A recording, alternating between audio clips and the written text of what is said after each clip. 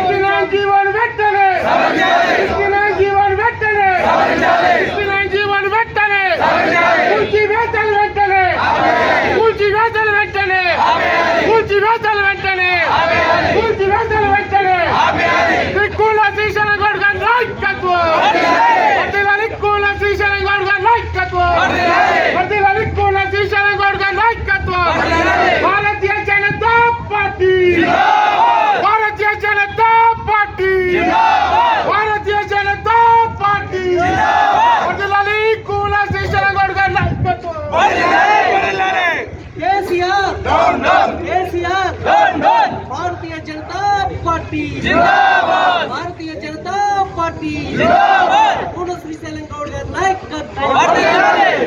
12 లక్షలు వేసిర్రు, కోరికి 3 లక్షలు వేసిర్రు, 2 లక్షలు వేసిర్రు, ఇక లెక్కనే లేదు వీటికి.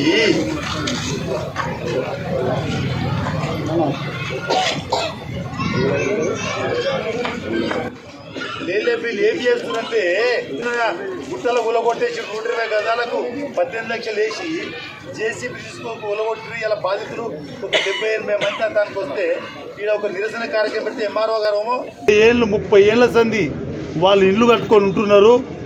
వారికి 2014 కన్నా ముందు ఏదైతే కొంత 10,000-30,000తోని మరి వాళ్ళకు రెగ్యులరైజ్ చేసిన ఆ రోజున్న ప్రభుత్వం, మరి ఇప్పుడు టీఆర్ఎస్ ప్రభుత్వం కూడా మరి తక్కువ అమౌంట్తో రెగ్యులైజ్ చేయాలని చెప్పి కలెక్టర్ గారికి నేను పిటిషన్ పెట్టడం జరిగింది.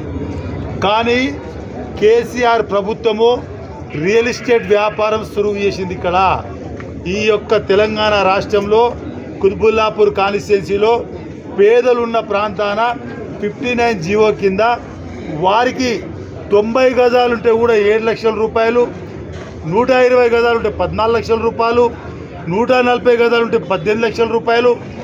ఇవాళ పేదోళ్ళు 20 ఏళ్ళ సంది ఇల్లు కట్టుకొని ఉండి నల్ల బిల్లు ఉండి కరెంటు బిల్లు ఉండి మన చట్టం ఏం చెప్తుంది, 12 ఏళ్ళు ఆ యొక్క ప్లేస్లో వాళ్ళు ఉండి నల్ల బిల్లు ఉన్నా కరెంటు బిల్లు ఉన్నా ఇంటి పన్ను ఉన్నా వాళ్ళకు రెగ్యులర్ చేయాలని చెప్పి చట్టం చెప్తా ఉంది. అయినా మరి ఇక్కడ ఉన్న ఎంఆర్ఓ, ఆర్డీఓ, కలెక్టర్ గారు, మరి కలెక్టర్ గారు ఏం ఆదేశాలు ఇచ్చిండో ఎంఆర్ఓ గిట ఒక ప్రైవేట్ గ్యాంగ్ లెక్క తయారై ఇళ్ళ మీదకి ఈ యొక్క పేదల ఇల్లు బాచుపల్లి ఎంఆర్ఓ పరిధిలో, దుందిగల్ ఎంఆర్ఓ పరిధిలో, కుత్బుల్లాపూర్ సూరారం ఎంఆర్ఓ పరిధిలో వీళ్ళు ఒక ప్రైవేట్ గ్యాంగ్ లెక్క తయారయ్యి ఇళ్ళ మీదకి పోయి ఎంఆర్ఓలు భయపెట్టిస్తూ ఉన్నారు. తస్మా జాగ్రత్త, మీరు కోర్టు చుట్టూ తిరగవలసిన పరిస్థితి వస్తుంది. ఎంఆర్ఓలకు నేను హెచ్చరిస్తా ఉన్నా, నీ పై అధికారులకు చెప్పండి, ఏ ఒక్క ఇల్లు కుత్బుల్లాపూర్ కాన్స్టిట్యూన్సీ కూలగొట్టినా దాని యొక్క పరిణామం ఈ యొక్క అధికారులు చెల్లించవలసి ఉంటుంది. ఈ యొక్క పేదరికం ఉన్న వాళ్ళు 20-30 ఏళ్ల సంది ఈ ప్రాంతంలో జీవిస్తూ ఉన్నారు. ఇవాళ తెలంగాణ ప్రభుత్వం వస్తే నీళ్లు, నిధులు, నియామకాలు మనకే వస్తాయి. అని ఆ రోజు కేసీఆర్ గారు మరి చెప్పిన మాట నమ్మితే ఇవాళ మన ఇళ్ళ నమ్ముకొని ఆయన వేసిన అప్పులు కట్టడానికి మరి ఇవాళ నోటీసులు ఇవ్వకుండా కూలగొడతామని చెప్పకుండా మరి ఇళ్ళ పొట్టి తిరుగుతున్న ఎంఆర్ఓ అధికారులు రేపు పొద్దున ఒక్క ఈడ ఎంఆర్ఓ ఆఫీస్లో ఒక్క అధికారి కూడా కూర్చోడని చెప్పి కూడా నేను భారతీయ జనతా పార్టీ డిమాండ్ చేస్తా ఉన్నాను. జై బీజేపీ. ఇవాళ 4 పోలీసులను తెచ్చుకురు, రేపు 400 పోలీసులు పెట్టుకోవాలి ఎంఆర్ఓ ఆఫీస్లో. ఏ ఒక్కడు కూడా ఇక్కడ కనిపించాడు. రేపు పొద్దున ఏ పేద ప్రజానికాన్ని ఇల్లు కూలగొట్టినా దానికి శ్రీశైలం గౌడ్ అండగా ఉంటాడు.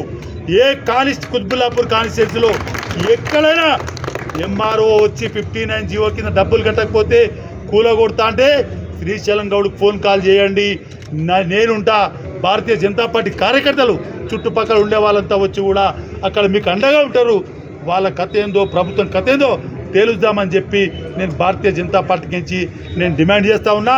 ఇంకొకటి ప్రజల తరఫున నా రిక్వెస్ట్, మరి ఇక్కడ ఎమ్మెల్యే ఉన్నాడు, ఎమ్మెల్సీ ఉన్నాడు, కార్పొరేటర్ ఉన్నాడు. అయ్యా ఓట్లు వేసేటప్పుడు కేసీఆర్ గురించి ఇంత పొడుగు అంత పొడుగు చాతాడంత పొడుగు అని చెప్తారు. మరి ఇలా పేదోళ్ళు మీకు ఓట్లు వేసిన వాళ్ళు మరి వాళ్ళు ఇబ్బంది తప్పాలవుతుర్రు. ఎంఆర్ఓ ఒక కనీసం ఎమ్మెల్యే చెప్తున్నాడా? అంటే ఎమ్మెల్యే వాల్యూ లేదా? ఈడ ఎమ్మెల్యే చెప్పడా? ఈ ఎంఆర్ఓలకు అధికారం చెప్పడా? అరే నాకు ఓట్లు వేసిరయ్యా వాళ్ళని ఏమనుకుని పేదోళ్ళని. ఇదే కూన శ్రీశైలం గౌడ్ ఇండిపెండెంట్ గెలిచినప్పుడు ఈడ కూలగొట్టడానికి వస్తే అర్థం నిలబడ్డా. ఆ ఇళ్ళ కాడ పోయి అడుగురు చెప్తారు, ప్రతి రూమ్ డోర్ టచ్ చేయండి శ్రీశైలం గౌడ్ ఆపినని చెప్తారు. ఇవాళ ఇదే ఎంఆర్ఓ ఇదే ఆర్డీఓ చుట్టుపక్కలంతా కబ్జా అవుతుంటే కళ్ళు మూసుకొని కూర్చుర్రు. ఇవాళ 30 ఏళ్ళ కింద కట్టేళ్లకు డబ్బులు వస్తుంది చెప్పి జేసీబీతో కూలగొడతారు. మరి జేసీబీతో కూలగొట్టే దమ్ము లేదా? కలెక్టర్ గారు ఆర్డర్ ఇచ్చిండు. ఒక ప్రజాగలం రిపోర్టరు, ఒక సాక్షి రిపోర్టరు వారు ఈ అంత భూ కబ్జాలు అవుతున్నాయని ఇచ్చినప్పుడు 2500 ప్లాట్లు ఐడెంటిఫై చేసి ఆర్ఐ ప్రభాకర్ను మరి సస్పెండ్ చేసిర్రు. ఆర్ఐ పరమేశ్వర్ను సస్పెండ్ చేసి మరి ఇప్పటి వరకు ఏం తెలిసిరో సస్పెండ్ చేసి కలెక్టర్ గారు ప్రజలకు తెలియాలని చెప్పి నేను డిమాండ్ చేస్తా ఉన్నా. 2500 కూలగొట్టాలని చెప్పిస్తే ఇప్పటిదాకా ఒక 100 ఇల్లు కూలగొట్టలేరు. వాళ్ళే కూలగొట్టమంటలే, కొత్తవి కట్టకుండా చూడాలి. కరెంట్ డిపార్ట్మెంట్ మీటర్ చేయకుండా చెప్పాలి కలెక్టర్ గారు. ఇదంతా కూడా ఈ భూదందా రెవెన్యూ అధికారులు లీడర్లు అందరు కుమ్మక్క చేస్తారు. 307లో కానీ 329లో కానీ ఇవన్నీ కూడా కడతా ఉంటే కూతవేటు దూరంలో లేవు. కళ్ళు మూసుకపోయినా కళ్ళు కబోర్డులు అయ్యే అధికారులని చెప్పి కూడా నేను డిమాండ్ చేస్తూ ఉన్నా. రాబోయే రోజుల్లో 59 జీవో కింద కుతుబుల్లాపూర్లో ఏ ఇంటికి ఆడబోయి డిస్టర్బ్ చేసినా మిత్రులారా మీరంతా గుర్తుపెట్టుకొని భారతీయ జనతా పార్టీ కార్యకర్తలు మీకు అండగా ఉంటారు. ఎప్పుడైనా రండి. ఈ యొక్క వారం రోజుల్లో కలెక్టర్ ఆఫీస్ ముట్టడి చేద్దాం. ఎక్కడ ఇబ్బంది వచ్చినా మీరు ఈ యొక్క 59 జీవో బాధితులంతా కూడా సంఘటితం కావాలి. మనం కలెక్టర్ ఆఫీస్లో ముట్టడి చేద్దామని కూడా హెచ్చరిస్తాం. అప్లై చేయండి, మళ్ళీ మేము చూసి సరి చేస్తామని చెప్పిరమ్మా. చేసిరా మీరు? లేదండి, నాకు మొన్ననే వచ్చింది. 1 మంత్ లాస్ట్ మంత్ వచ్చింది మెసేజ్. ఈ నెలలో కట్టాలి మేము ఒక వాయిదా. ఇప్పుడు మా పక్కకి వచ్చింది 64 గజాలకి 75,000 వేశారు. ఆ విధంగా చూసుకునే మాకు అంత రాదు కదా. మేము అదే కోరుకుంటున్నాం, చూసి ఏమని మెసేజ్ వస్తుంది అన్నారు. వచ్చింది 1,21,000 చిల్లర వచ్చింది. ఇప్పుడు అంత అమౌంట్ లేదు కట్టుకోవడానికి. ఎంత జాగాకు వచ్చిందమ్మా? 120 దానికి వచ్చింది. అంటే 1000 లాగానే వేసారు, 1200 ఏమో అని వేసారు. ఇప్పుడు ఏమంటారు మరి? కట్టకపోతే వీళ్ళు ఏమంటున్నారు? కొంచెం ఏమైనా తగ్గితే బాగుంటుంది. అంతే కొనడానికి పెట్టినంత ఉంది కదా అమౌంట్. అట్లా అని కొంచెం తగ్గితే బాగుంటుంది. ఒకటేసారి 1,20,000 అంటే అన్నన్ను ఉంటే ఇల్లే కదా. ఏప్రిల్ లోపు అమౌంట్ కట్టాలి, లేకుంటే మీ ఇంటికి వచ్చి పూలు కొడతామని కూడా కాల్ చేశారు. ఎంత అమౌంట్ వచ్చింది? 8,16,000 80 గజాలు. ఎన్ని రోజుల నుంచి ఉంటుంది మరి? నేను 20 years నుంచి ఉంటాను. ఏమంటున్నారు? నేనైతే ఇప్పుడు ప్రెసిడెంట్ అయితే కట్టదలుచుకోలేదు. ఎంఆర్ఓ మీకు అయితే నేనేమన్నారు, లెటర్ కూడా మీరు ఇవ్వలేదు కదా, లెటర్ అని ఇవ్వాలని చెప్పారండి సార్ ఆయన కాల్ చేసి. ప్రెసిడెంట్ లెటర్ కూడా నేను ఇవ్వలేదు, ఇంత అమౌంట్ వచ్చిందని. లెటర్ ఇవ్వాలని చెప్పి వాళ్ళు ముందు వాళ్ళే చెప్పాలి. వాళ్ళు చెప్తారు అనమాట, లెటర్ నువ్వు ఇవ్వాలి కదా ఇంత అమౌంట్ వచ్చినప్పుడే చెప్పారు. మీ ఏరియాలో అందరికి ఒకటే వచ్చిందా? అందరికి ఒకలాగా సార్. మా ఫ్రెండ్ 80 years ఉంది, ఆయనకి 84,000 వచ్చింది, నాకు 8,16,000 వచ్చింది. ఒకరికి ఒకలాగా, 1 లక్ష వచ్చింది, 3 లక్షలు వచ్చింది, 8 లక్షలు వచ్చింది. ఒక వేరియేషన్ అంతే, ఒకరికి వ్యత్యాసం చాలా డిఫరెన్స్ ఉంది.